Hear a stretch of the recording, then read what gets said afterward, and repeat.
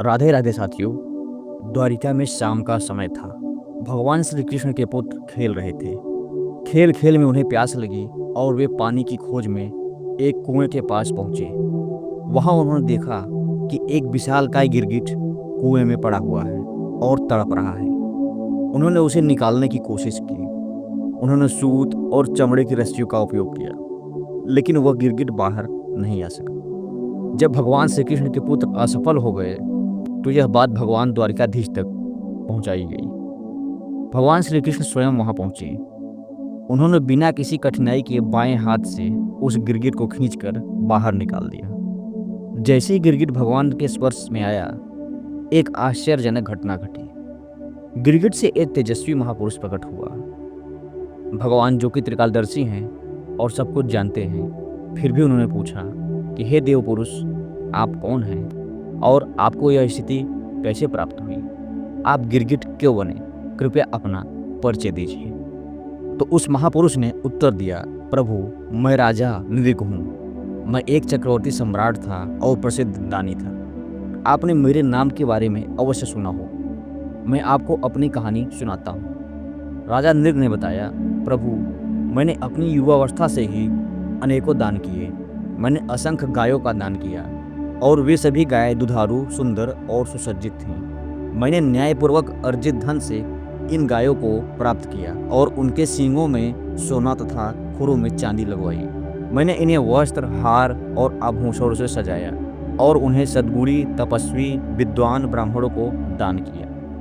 मैंने पृथ्वी, सोना, घोड़े, हाथी, कन्याएं और अन्य बहुमूल्य वस्तुएं भी दान की।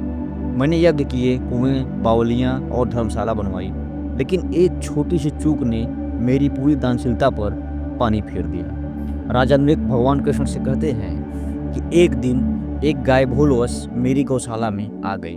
वह गाय उस तपस्वी ब्राह्मण की थी जो दान नहीं लेता था, लेकिन मेरी गौशाला के कर्मचारियों ने उसे मेरी गाय समझ लिया और उसे किसी और को दान में दे दिया।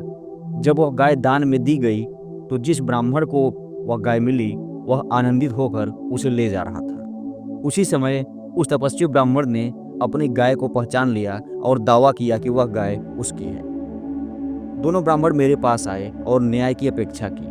मैंने दोनों को प्रसन्न करने की कोशिश की।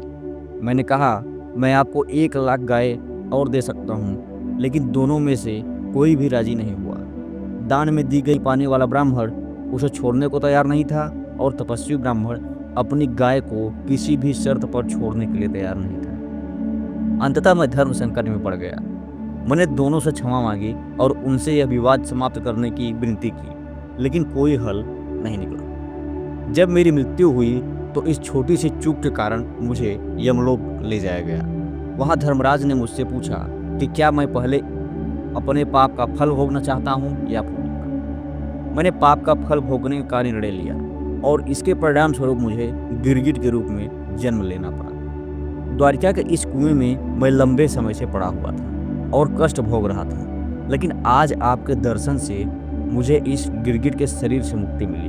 प्रभु, मैं आपका सेवक हूँ और आपकी कृपा से ही यह संभव हुआ।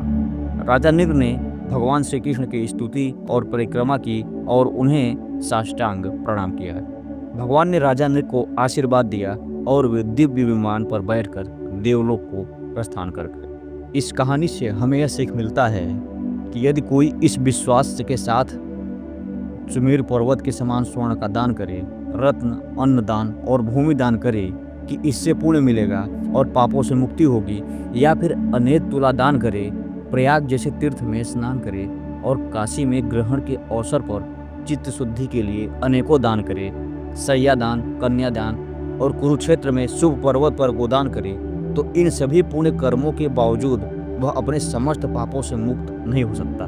केवल एक बार श्री कृष्ण के नाम का स्मरण करने से ही त्रैलोक के समस्त पापी भी एक क्षण में संसार के आवागमन से मुक्त होकर परम गति को प्राप्त कर सकते हैं। महाराज नृग को इतने दान करने के बावजूद केवल एक अपराध के कारण गिरगिट के रूप में जन्म लेना पड़ा, लेकिन यदि कोई नाम जापक करने वाला साधक है तो हजारों अपराध होने पर भी उसकी ऐसी दुर्गति नहीं होगी।